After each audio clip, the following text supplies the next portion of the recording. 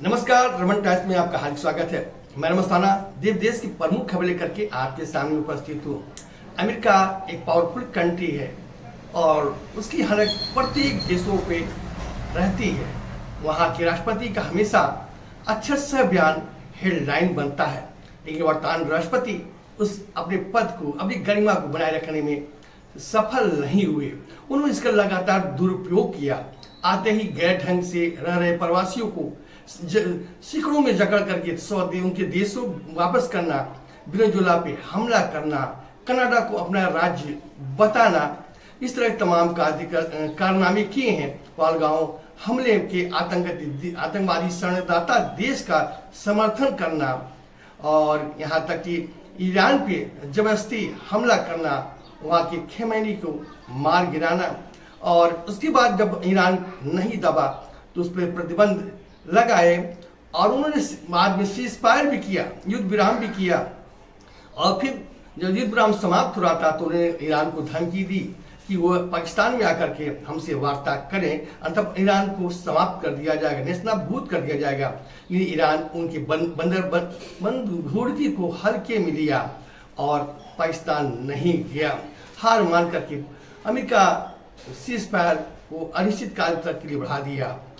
ये ईरान की जीत मानी जाएगी और अमेरिका की हार मानी जाएगी।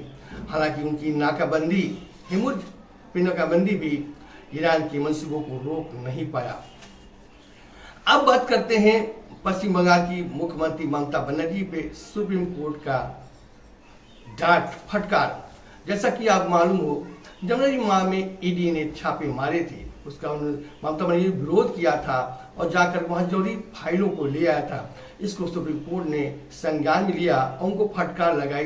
किसी मुख्यमंत्री को इस तरह करना स्वस्थ राजनीति, स्वस्थ समाज और लोकतंत्र को बनाए रखने के लिए अच्छा कार्य नहीं है। अब बात करते हैं लेंसकार्ट, जो चश्मा बनाने की कंपनी है। उसने एक एडवाइजरी जारी करके अपने कर्मचारियों से कहा था कि बिंदी, तिलक, सिंदूर, कलावा पहन करके न आए। इस पर पूरे देश में विरोध जाहिर है और इसी पे हालांकि वहाँ उनके मालिक बंसल ने इस एडवाइजरी को वापस लिया है और माफ़ी मांगी है। लेकिन कल धीरेन्द्र शास्त्री जी, बागेश्वर धाम के धीरेन्द्र शास्त्री जी ने इससे आज हाथ लेते हुए कहा, जिसको कलावा से, सिंदूर से और बिंदी से तकलीफ हो, भगवान राम से, हनुमान से तकलीफ हो, उनकी जगह भारत हो ही नहीं सकती। अब बात करते हैं बंगाल चुनाव में।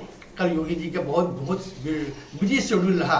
बंगाल में कई सभाओं संबोधित करने के बाद गोरखपुर भी आए। बंगाल में उन्होंने कहा कि ममता बनर्जी जी जनता की सुरक्षा देने में असफल रहीं, वो भेदभाव की राजनीति करती रहीं। उनके ही राज में संदेशखाली में महिलाओं के साथ क्या हुआ वो आप किसी से छिपा नहीं है।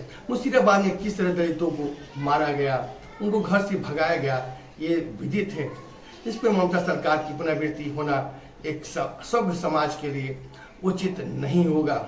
वहीं कल गृह मंत्री अमित शाह भी बंगाल के दमदम में रैली की संबोधित करते हुए कहा कि कांग्रेस के राहुल गांधी चाहे जितना चिल्ला लें, उनकी बंगाल में खाता नहीं खुलने जा रहा है। उन्होंने कहा कि असम में उनकी बहुत बड़ी हार होने जा रही है। कांग्रेस अब पतन की राह पे अग्रसर है। तृणमूल कांग्रेस का साथ रह करके अपने अस्तित्व को भी समाप्त करने जा रही है।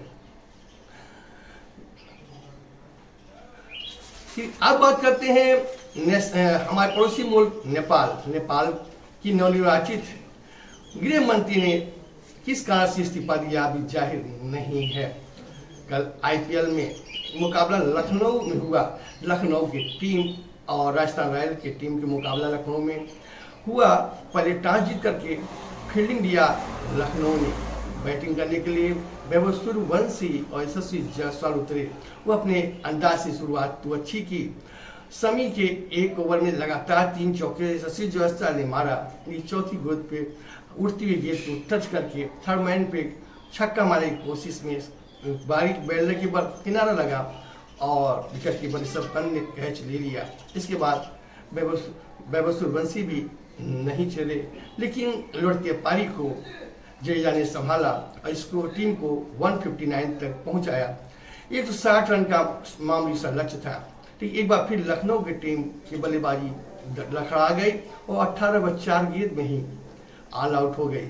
इस तरह से लखनऊ की ये लगातार चौथी हार है। आज का समाचार यहीं समाप्त हुआ। कल फिर मुलाकात होगी, तब तक मुझे इजाजत दीजिए। आपका दिन शुभ हो।